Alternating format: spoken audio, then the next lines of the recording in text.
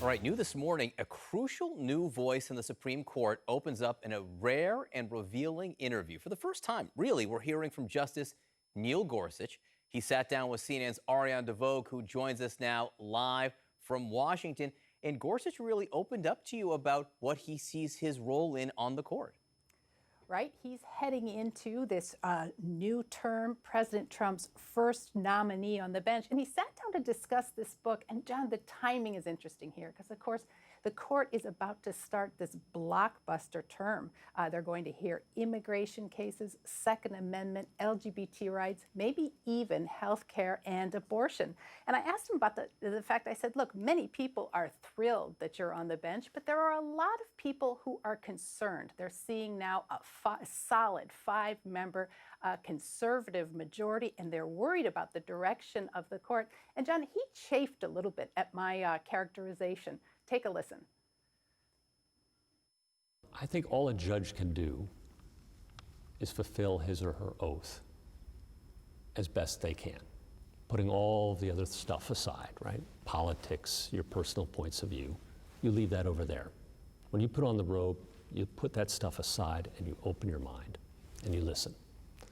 And that's all a judge can ever promise. Can't promise outcomes, can only promise their best efforts in the process. So to the people who say, this court is going to move, they're going to overturn precedent, and now they're five solid members, we could see a hard right turn. I just don't view judges that way. I reject that idea of how judges operate. As we talked about earlier, about 40% of our cases are decided unanimously. You talked about the 5-4 cases. They make up a quarter of our docket, maybe a third. Those numbers have been consistent since the Second World War. The only thing that's new is that nothing is new. Some people do think things have changed. When you say nothing has changed, now there are solid 5 conservative members on the court. Something has changed. Yeah, again, to my mind, it hasn't. The wonder of the rule of law in this country is its consistency over time. And as troublesome as sometimes our times may seem, and as difficult as they may appear to us, this country has been through a lot of challenges and always risen resiliently to them, whether it's the civil rights movement, surviving through our Civil War, or today's challenges. Whatever they may be, I've got great confidence in America. And I say to those who don't, look elsewhere. Where else would you rather be? Right, John, you see, he's a solid conservative. He allowed the travel ban to go into effect.